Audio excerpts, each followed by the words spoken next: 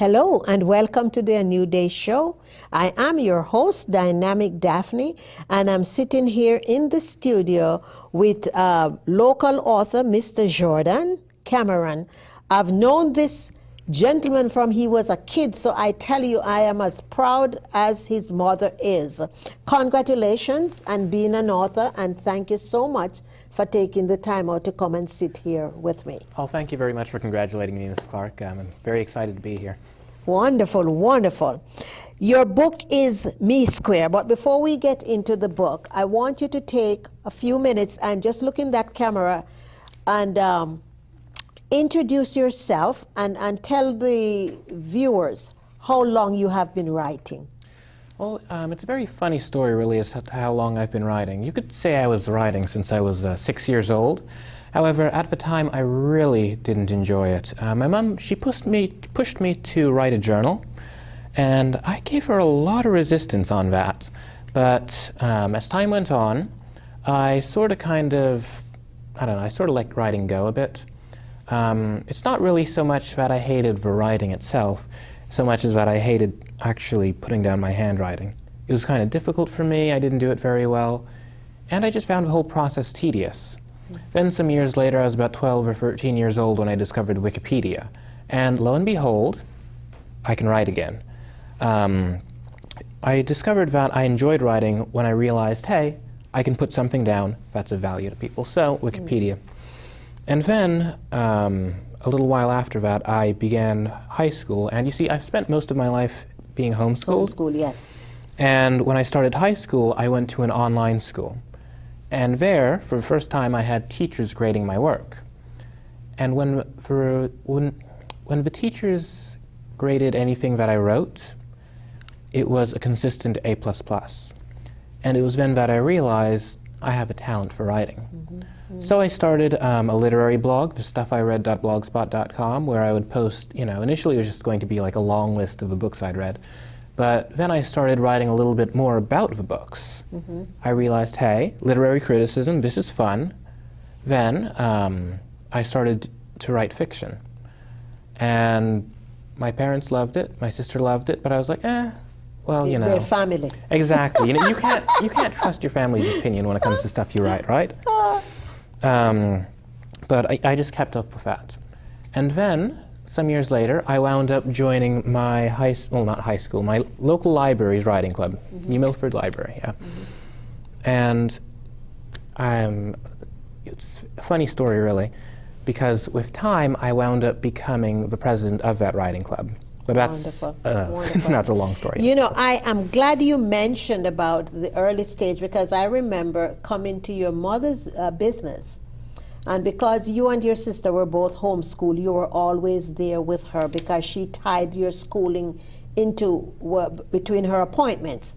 And I've always noticed you writing when I was there. I didn't know what you were writing, and I got to tell you, I had no idea that you did not enjoy writing. So you put on a good front, and that's a good thing. And it's amazing. Your story, honestly and truly, is not as unique as you probably think it is. Because if you speak to a lot of the renowned authors now, they'll tell you the same thing. Because what happened? We always do not recognize the gem that we have until somebody tells us. And I got to tell you, Jourdan, you can always trust your family, because if it's no good, they're going to tell you, because do you know what happened? Once you go through that door, you're not only representing yourself, you are representing the entire family. And they want to be proud when you go through that door. So you can really trust your family. Right? Well, thank you for reassuring me of that, yeah. Yeah. So I am glad you have turned around and now you have put something together, Me Square. Let's talk about the name first, and then we're going to talk about the content. Well, it's a funny story really behind Me Squared. My mother, she came up with the name because I was racking my brain and I had no idea what to call the book. Initially, some years ago, I had the idea of a title, just Blood Brothers, and I don't know if Blood Brothers is what, the name Blood Brothers, is that what drove Me Squared? I couldn't tell you which came first, the book idea or the name. But that's what Me Squared was originally going to be called. Then, I was like, no, Blood Brothers sounds like a really terrible 80s action flick. So instead, I opted for My Brother and Myself, and I was like, wait, no, that sounds like a really terrible book title.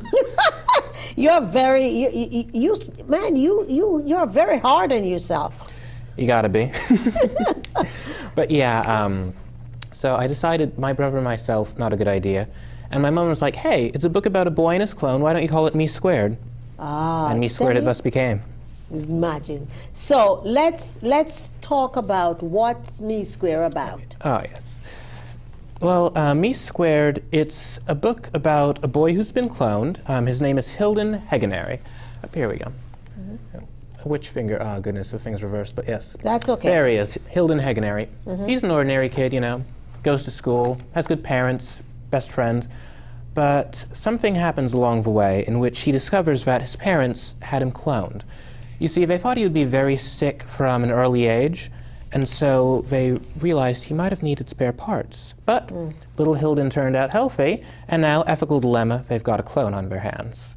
So that's pretty much the basic story of Me Squared, and I didn't want to write a dry morality story of cloning is bad, kids, and you shouldn't do it. But at the same time, I didn't really want to, there's plenty of fun and action in the book, but I didn't want it to become just bubblegum, you know? So I decided that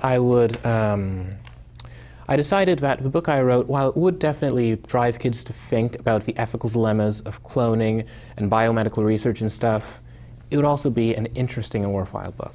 And what's some of the feedbacks you're getting from the kids that have read the book? Oh, I'm very glad you asked that question because, well, one of the members of my writing club, I gave her a copy of the book, and she absolutely loved it. So thus far, children seem to love it. Some of the adults that I've given it to, they're really enjoying it.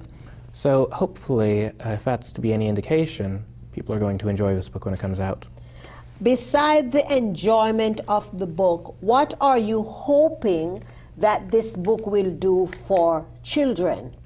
Well, for children, as I said before, I did want to make them think about the ethics of certain types of research and such, because human cloning is kind of a touchy subject, and we think it's never going to happen in our lifetime, right? But with the way that stem cell research and everything is progressing, you never know. So perhaps I could influence the next generation of biologists.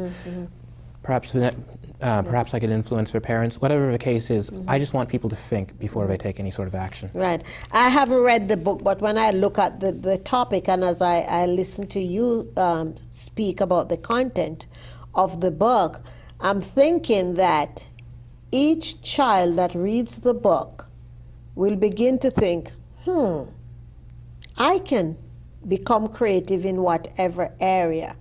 This morning I was looking on one of the programs on television, and there was a 13-year-old master chef. Really? He's 13 years old, and there is a master chef for children competition, and he won it. 13 years old. And the host of the program asked him, do you cook every day for your family? He said, not every day, but most times. And the host asked him, so who is the better cook, your mom or yourself? And he looked at his mom and he says, me.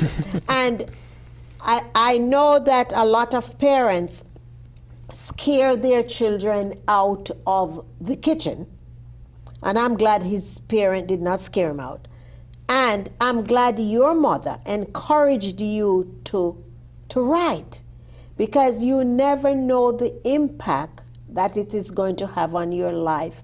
And I think that this is a lesson for parents across the board, to know to encourage your kids to explore their creativity, because there is so much that needs to be done.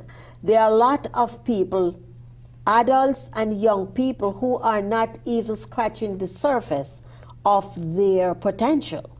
So I am happy that you have took the time to put pen to paper, and not just to have it on Wikipedia, but to come out and say, well, here it is in hard copy, that you too can take it home and use it as an encouragement. You know, I want to piggyback on something you said earlier on about journal, because I have fight with my male clients when I tell them about journaling. They think it's so too girly, and they don't want to do it. And so what was your experience? I know you were extremely young. You're still young now, but you were extremely young. But what was your experience with journaling when you did it? Well, just for the sake of your male clients, I do recommend, if you think the word journalist or diary is too girly, just call it your captain's log. That takes care I of love it. that. I don't know if I'm going to give you credit for that, but I'm sure going to be used it. I'll give you credit. Captain's log. But when it came to journaling, well, I pretty much just wrote down, like, I kept really terrible journals as a child. Like, I wrote "the sky is blue," and that was it for me. But it was blue on that day. Sometimes it was gray. Really. But I did take care to, sometimes I got a little creative with it. Like, sometimes I'd write like a really short story, or an extremely simple poem, like "The sky is blue, the day is new," or something along those lines. But yeah, I'm grateful that my mother pushed me into writing a journal, because she directed you. She yes, redirected directed. Yes, you. she guided me. Yes, I like what you put. She nudged you. Well, nudge sounds a little harsh. I don't know if I could go there. But I am very grateful that she had me do that, because I mean, even though I hated it and I didn't get that much out of it, I got something out of it. Yes, you know? yes. And it has helped to mold you to the gentleman I'm speaking with today. What would you like to tell the young people that will be watching this segment? What message would you like to send to them? Well, to the young people of the world and whoever's watching this show right now, I would just like to say thank you for watching.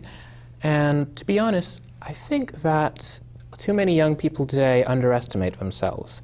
They think, well, I would do this, but well, I don't really think I can. Don't worry about can or can't, just do it. Just really. Start. Yes, exactly. Start. The point is, to, like a lot of, for example, I had no idea what I was doing when I started writing a book.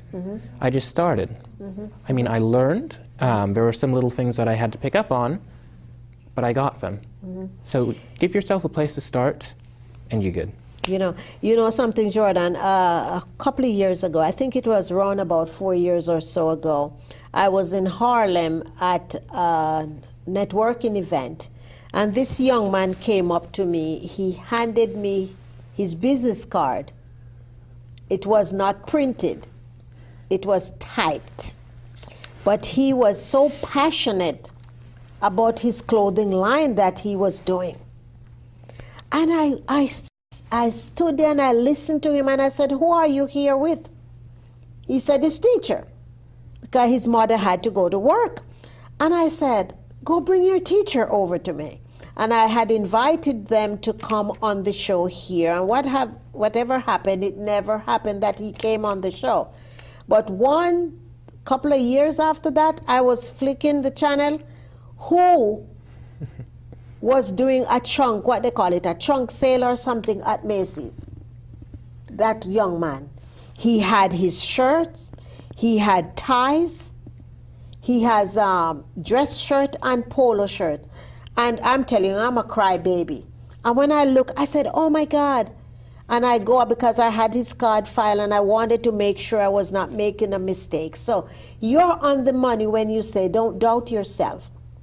And once you make the effort to start, there's always going to be someone out there to encourage you and to mentor you and to guide you. Honestly and truly, you don't need to know it all when you start. The important thing is that you begin to make an effort. It's like a child riding a bike. And they probably fall a couple of times, but they're not going to send the bike back to the store. They keep riding and keep riding and keep riding. So, you know, I am happy that there is a platform here for you to come so that other young people can look and say, well, I saw Jourdan on the show and he didn't like it when he started, but now he's the president of the writing club.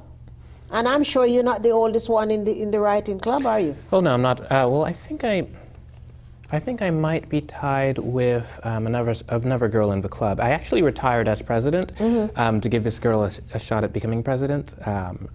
She's doing a really good job, by the way. The role of a president is pretty much to write the prompts, lead the club. She does a great job at it. But yeah, I'm just really happy that. Oh, another thing. When it comes to finding support, don't be afraid to look, don't be afraid to ask. Because I found a lot of support from a very wonderful librarian in New Milford Public Library. I mean, she's been like a bulwark for me. So, Mrs. Fisher, this is for you. Yeah. So let me ask you, what do we have to look forward to in the future? What do you have in the pipeline coming up? Well, at the time of recording this, Me Squared is in the process of being published. And I mean, it'll be done sometime in November 2013. So keep an eye out for Me Squared. If you are online, visit mesquaredbook.wordpress.com. Eventually, it'll just be Me Squared Book. If you're on Instagram, you can follow JOURDANCAMERON, all one word, Jourdan Cameron. And finally, if you're interested in what I'm coming up with next, well, I'm not going to give away too many details on my next book, but I am going to say that it's going to be worth looking out for. Ooh, look at that, look at that, look at that. I think we still have a few more minutes there. We have 10 minutes. So I want to give you an opportunity to read a portion. Oh, excellent. I've been looking forward to this. Of book. Remember, you got to ask. Yes, so, I got to remember to ask. Yes, read a portion. Just choose something and just read something for the listeners. Let's surprise our listeners here. What have we? Hunted down by the cops. They're probably in there pointing at one of his kitchens. Oh, also for the record, this is actually the unedited version of my book. I just printed this up very quickly for the sake of having some copies. Yeah, so just read anywhere. That's okay. The whole thing is good. I think, chapter 10. Before going to find my parents, Richard said he had to make a quick visit to someplace important. He led me up a couple flights of stairs, through some hallways, and soon we were standing behind a door. Before a door. Behind this simple wooden door is the trials room, said Richard. It's where we went through a great many tests. What kind of tests? The cruel kind. Richard opened the door. Behind it was a huge, well-lit room. The floor was made of some kind of tough black foam, and at the end of the room was a long swimming pool that went from wall to wall. This is the place where we were tried. The tests, or trials, were downright diabolical. They'd pit us, one against another, two against one, three against one. Sometimes 4 would fight 2. Bad things happened in this room. The dark floor hides the blood. He stared down at his feet. I can't tell you what happened here. It's just too painful to recall. I was kind of confused. So why did they make you fight, though? When it became apparent that we wouldn't be needed for our organs, Stuke realized that there was an easy way to make money from clones. They were going to sell us as mercenaries. You mean that they were going to make a clone army? Richard laughed. I hadn't thought of it that way, but yeah. They were training us for war and planned to sell the best among us to the highest bidder. Good thing they didn't get that far. I remember how Mr. Anderson told me that the trials were a disaster. Did that mean George couldn't fight? What happens if you failed the trial somehow? I don't know, kid, but I shudder to think of what sick ideas Stuke might have had to keep us profitable. So how do you fail the trials anyway? Most of the people who failed were just refusing to fight. They just stand there. He started staring down at his feet again and got deeper and quieter. I didn't fail Stuke, though. I had to hit a guy who wouldn't hit me. I guess I really failed the trial. What do you mean? I hit a dude because I was scared of what would have happened to me if I didn't. I succeeded Stuke's test, but I failed myself.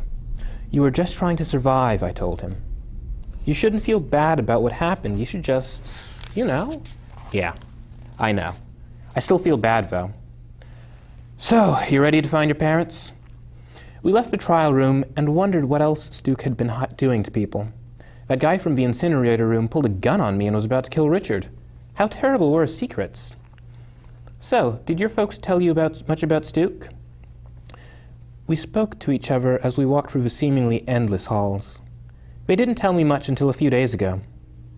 Good. Stuke's not a burden you deserve to carry. What do you mean by that? You're young. You've got a lot ahead of you, and carrying something as heavy as Stuke will only slow you down. I suddenly wondered something. Hey, how do you know where my parents are? There's a conference room just up the next stairwell. That's usually where parents got briefed, where they got told what to tell their kids and stuff. It's an educated guess, but I'm pretty sure it's where they're getting briefed for the last time. For so long? Richard sighed. Hopefully. After a few more minutes of walking what felt like endless halls, we reached a pair of double wooden doors in the middle of a hallway. Richard turned the simple silvery knob and opened the doors. I was half blinded as a sudden white light that came pouring out of the room. When my eyes adjusted, I was in a large room with a long table. At the other end of the room was the source of the light, a huge window. Nobody else was in the room. Richard walked up to the window and sighed loudly. I stood beside him and stared out the window. It was noon already, and the little town that Stuke built was quiet, just like it probably always is. A loud honk got my attention. The parking lot was a mess of cars. They were all over the place. It's like somebody dumped the highway out here in front of a Stuke building. I have a feeling we should get down there, I said. My parents are probably out there. I have a feeling you're right, came a voice from behind me that sounded an awful lot like mine. Oops. George, this is Richard, I said. Did you guys ever meet each other? Yeah, once, during the trials. Richard suddenly looked embarrassed and started staring at the ceiling. Hey, George, I'm sorry about that, during the trials. George shrugged. It's no big deal, Rich. I almost didn't stand still with the others. I was scared too. It is a big deal, kid. I'm almost a grown man and I hit somebody smaller than me. Somebody who wasn't defending himself because his heart and his head said no. Well, you should know that I forgive you, Richard. I have no hard feelings. A single teardrop rolled down Richard's cheek like a tiny glass marble. Is Richard's guilt what drove him to help me? Did he still feel guilty about hurting my clone? Beautiful. I love it. I love it. I love it. And I would be remiss if I did not mention that this amazing cover was designed by your baby sister. How old is your sister? Well, at current, my sister's about 13 years old. And when she designed the cover? Oh, my mistake, she's 14. But she was 13 when she designed the cover. She designed the cover. So I got to tell you, you are from extremely, extremely creative stock. I definitely agree with you. And I mean, I'm so proud of her because when I had the idea for this book cover, it was years ago when I was lying in bed thinking about Blood Brothers. And I thought, if the Blood Brothers were to ever be a book, the cover would have to be a dude staring into a tank at himself. And that's exactly what my sister gave me. So I'm so very proud of her. Wonderful. Well, we have 4 minutes remaining. Is there any closing thoughts you would like to leave my viewers with? Any closing thoughts? Well, as I've said before, if there's anything you want to do in life, don't be afraid to go for it. I mean, honestly, writing a book, it took me some time. I got started writing Me Squared a month after November. And for those of you who are in writing circles, the month after November, well, November is National Novel Writing Month, or NaNoWriMo. And all of November, I'd procrastinate. I was like, yeah, I'm going to make Blood Brothers into a book. Yeah, I'm going to do it. I didn't do it in November. Instead, it was in December that I realized, you know what? I might as well just get started. So I did, and I took aside 6 months, and I wrote my book. In the 7th month, I began the editing process, and that went very well. And right now, I'm just in the process of getting everything, like just proofreading to make sure I haven't made any stupid mistakes, and then I'm going to get published. But it's an interesting process. If you want to write a book, go for it. If you want to produce a film, just give yourself a starting point. That's right. That's right. Well, you know, I just want to thank you so much and continued success on all of your endeavors. And I know that this is just going to be the first of many books. I want you to know that you have a platform here to come back to when you have something to share with my viewers. Just continued success. There is no stopping you now. And, you know, the journey has just begun. Oh, thank you very much, Miss Clarke. You are very, very welcome. Thank your wonderful audience for watching. Again, if you'd like to follow me on Instagram, I'm at JOURDANCAMERON. On Twitter, it's JOURDAN_CAMERON. I don't know, I convoluted things with an underscore, but I did that. All right. Current book website is mesquaredbook.wordpress.com. It'll eventually just be mesquaredbook.com. And for those of you who have not yet connected with me, I'm so proud of myself. 2 days now I'm on Instagram. And on Instagram, I'm Daphne Clarke-Hudson. On Twitter, I'm Dynamic Daphne. On Facebook, Daphne Clarke-Hudson and Daphne Hudson. And also, I have a fan page. And on LinkedIn, it's Daphne Clarke-Hudson. And if you forget them all, just Google me, and I look forward to seeing you connect with me there. And if you are enjoying the show, we are in need of some great volunteers. And I'm inviting you to call me up or send me an email message at dynamicdaphne12@att.net and let me know of your interest to participate. We have an amazing team here that gives you 12 hours of great training, which helps you to become marketable. You never know, you're getting the training for free here, but you can go out and even secure an employment there. So I need you to help me. So thank you again for tuning in. I know you could be doing more things, but I am so honored that you spent this time with us. Stay blessed.